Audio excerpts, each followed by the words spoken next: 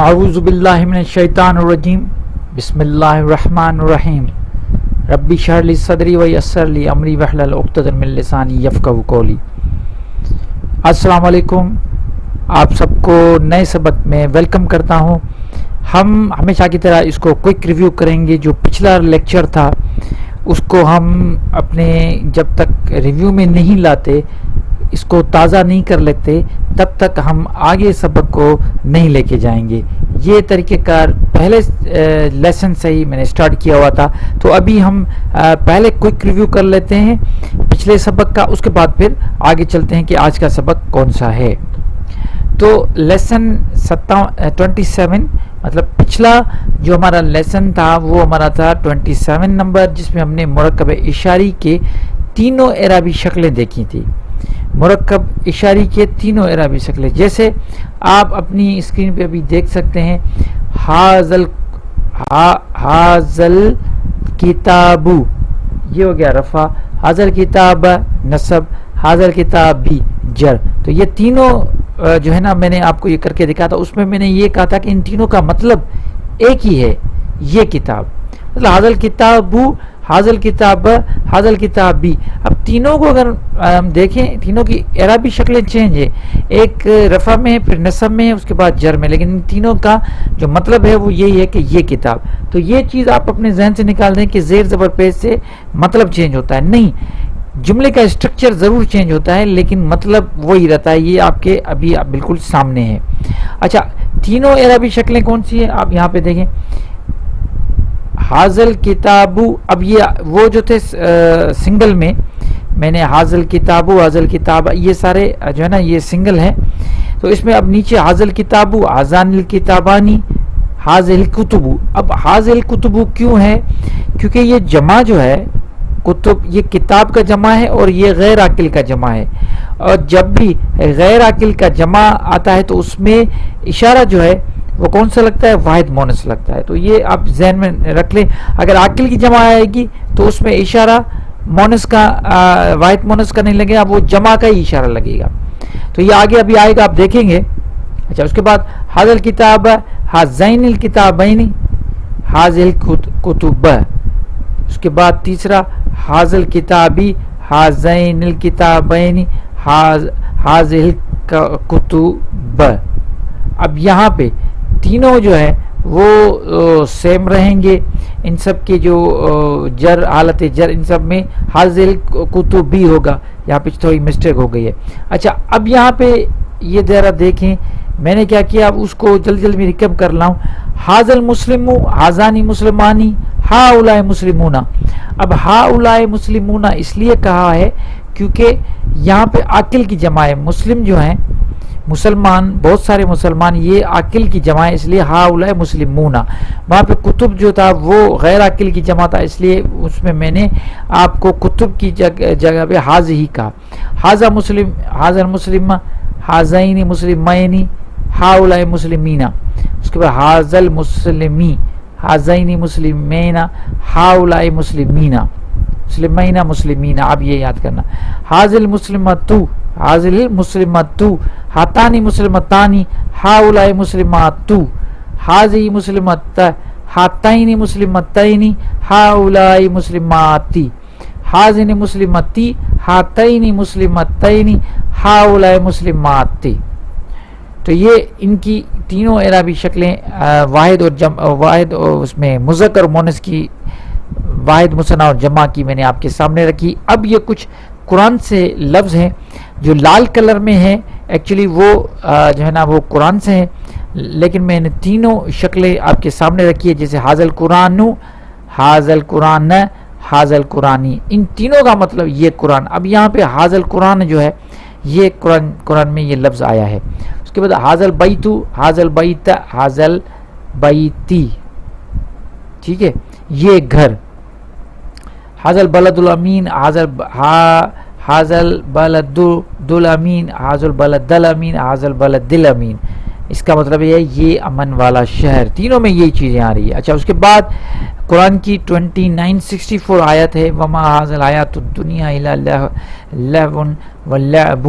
اب یہ آپ کے سامنے اس پہ ہم اس کی جو ہے نا ترکیب کر لیتے ہیں، تھوڑا اس کو ہم گرامیٹیکلی انالائز کرتے ہیں تاکہ یہ آپ کے سامنے تھوڑی بات واضح ہو جائے، کلیئر ہو جائے. دیکھیں حاضی، یہاں پہ حاضی اسم اشارہ ہے، حیات الدنیا. اب یہ حیات الدنیا یہ موصوف ہے، یہ دنیا اس کی صفت ہے، یہ مرکب توصیفی ہے. اب یہ حاضی اسم اشارہ ہے، یہ مرکب توصیفی یہاں پہ مشار الیہ ہے، یہ دونوں مل کے مرکب اشاری ہو گیا. ٹھیک ہے. اور لہون و لعبن، اب یہ خبر ہو گئی، یہ مبتدا ہے، مرکب اشاری اور توصیفی مل کے مبتدا بن گیا اور اس کی خبر ہو گئی لہون و لعبن، تو خبر ہو گئی، تو جملہ اسمیہ یہ کمپلیٹ بن گیا. تو یہ جو تھی ہماری پچھلے لیکچر کا ایک اسپیڈی جو ریکیپ تھا. اگر آپ چاہتے ہیں کہ آپ اس کو اور بھی اچھے طریقے سے اس کو سمجھیں، اگر آپ چاہتے ہیں کہ اگر آپ نئے ہیں تو آپ اس کو شروع سے اس کورس کو پڑھیں، اور اگر آپ کو تھوڑا یہ مسٹیک ہو رہی ہے تو آپ یہ پچھلا ایک مرتبہ لیکچر سننے کے بعد پھر آ کے اس لیکچر کو کنٹینیو کریں. ابھی ہم چلتے ہیں اپنے جو آج کا لیکچر ہے اس کی طرف. تو آج کا لیکچر جو ہمارے سامنے ہے وہ ہے لیسن نمبر 28 مرکب اضافی. آج ہم پڑھیں گے مرکب اضافی. ہم مرکب ناقص پڑھ رہے ہیں، مرکب ناقص میں ہم نے پہلے مرکب توصیفی پڑھا، پھر مرکب اشاری پڑھا. آج ہم پڑھیں گے مرکب اضافی. بہت ایزی ہے یہ مرکبات، ایزی بھی ہیں اور بہت امپورٹنٹ بھی ہیں. انہیں ہمیں بار بار پریکٹس کر کے یاد کرنا ہوگا، تبھی جا کے ہم اس پہ گرپ لائیں گے اور قرآن کے جو مرکب استعمال کیے ہوئے ہیں وہ ہم پہچان پائیں گے کہ آیا یہ مرکب اضافی ہے یا کوئی اور مرکبات ہیں، یا مرکب توصیفی ہے یا اشارہ ہے یا کوئی اور ہے. تو آج ہم پڑھیں گے مرکب اضافی. اب اس کی ڈیفینیشن آپ کے سامنے لکھی ہوئی ہے، سمپل سی. آپ ذرا اس کو دھیان سے سنیے گا اور سمجھنے کی کوشش کیجیے گا. دو اسما کا ایک ایسا مرکب جس میں ایک اسم کو دوسرے اسم کے ساتھ نسبت دی جائے، مطلب ایک اسم کو دوسرے اسم کے ساتھ جوڑا جا رہا ہے یا ایک اسم کا دوسرے اسم کے ساتھ تعلق قائم کیا جا رہا ہے، اسے مرکب اضافی کہلاتا ہے.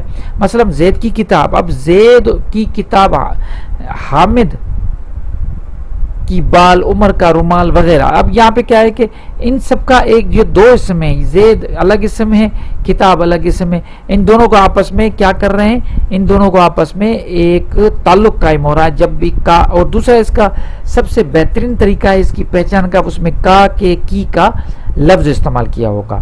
ٹھیک ہے، یہ آپ کے سامنے آ گیا. اس کے بعد زید کی کتاب. اب جیسے وہ مرکب توصیفی میں موصوف اور صفت تھی، ٹھیک ہے، مرکب اشاری میں مشار الیہ اور یہ مشار تھا، تو اشارہ تھا، اشارہ اور مشار الیہ. تو یہاں پہ مضاف اور مضاف الیہ ہوگا. جس اسم کو کسی کی طرف لے کے جائیں گے تو وہ کیا ہوگا، مضاف، اور جو اسم ہوگا جس کی طرف لے کے جا رہے ہیں وہ مضاف الیہ ہے. تو یہاں پہ کتاب مضاف ہے، جس کی طرف ہم لے کے جا رہے ہیں اس اسم کو وہ ہے زید. زید مضاف الیہ ہے. اب ان کی ترکیب ذرا دیکھیں. اردو زبان کے برعکس عربی میں مضاف پہلے آتا ہے اور مضاف الیہ بعد میں. تیر دیکھیں آپ، بالکل آپ کے سامنے ہی کس طریقے سے چلے ہوئے ہیں.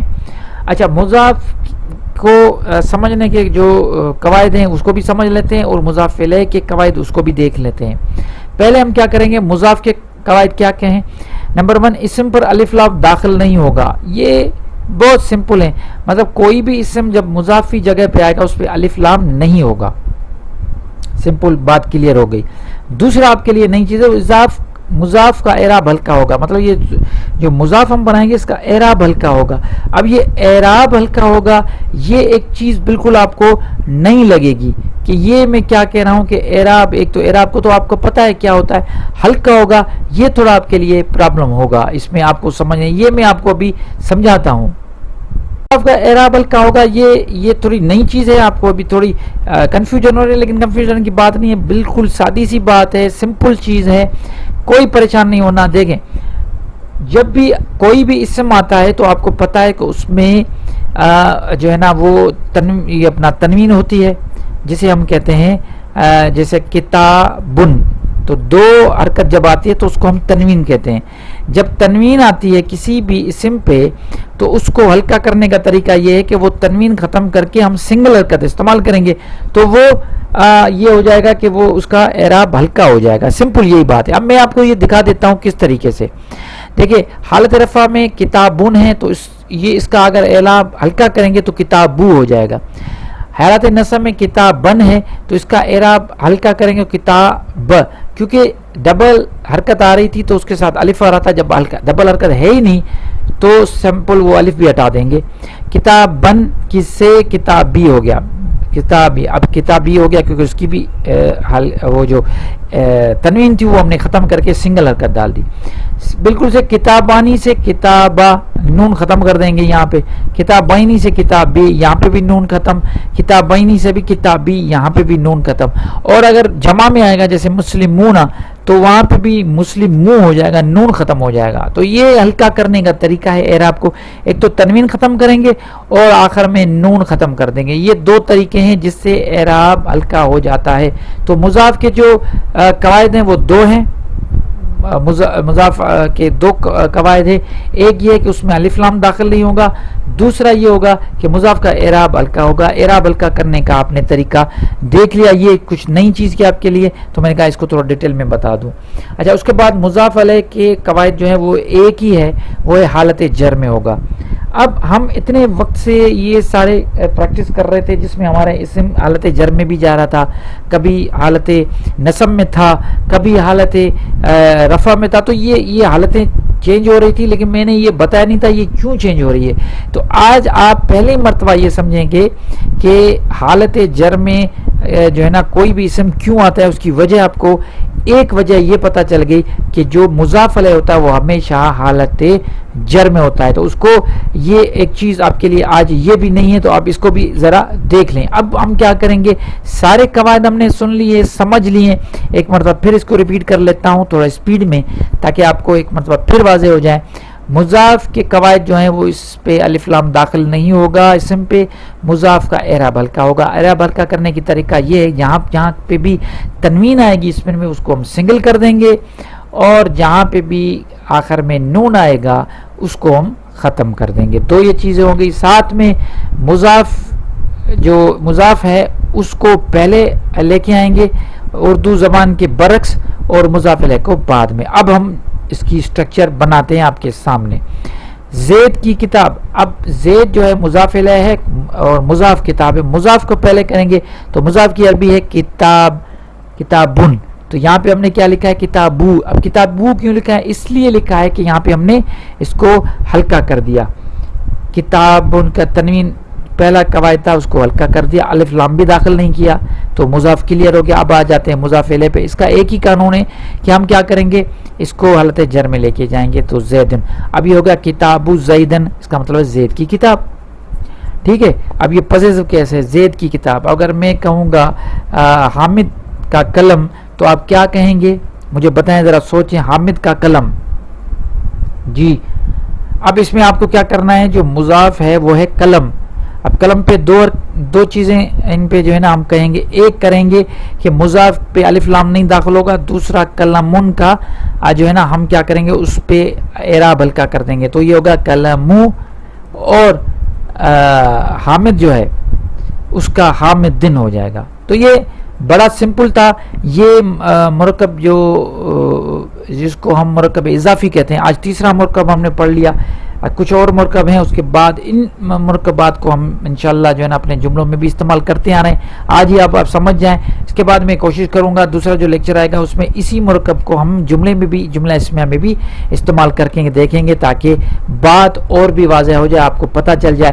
جیسے کہ آپ کو پتہ ہے کہ یہاں پہ مبتدا جو ہوتا ہے ہمیشہ جملہ اسمیہ میں وہ کیا ہوتا ہے، معرفہ ہوتا ہے. تو ایک آخری بات میں آپ کو بتا دوں، زیدن جو ہے نا یہاں پہ وہ تو معرفہ ہے.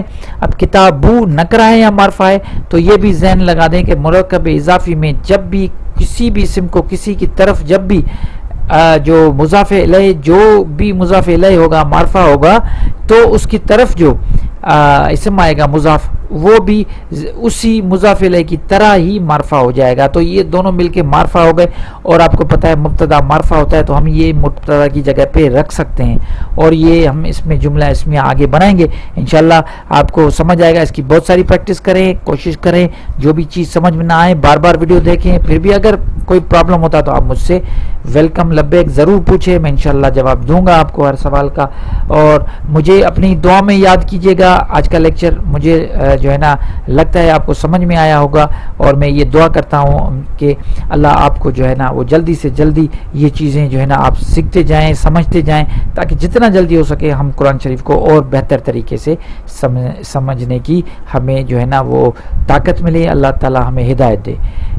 اور آپ کو یہی کہوں گا, میرے لیے دعا کریں, میرے حق میں دعا کریں کہ اللہ میرے لیے بھی آسانی کرے. انشاءاللہ نئی ویڈیو کے ساتھ حاضر ہوں گا, نئے لیکچر کے ساتھ حاضر ہوں گا. تب تک کے لیے اپنے بھائی کو اجازت دیجیے. اللہ نگہبان.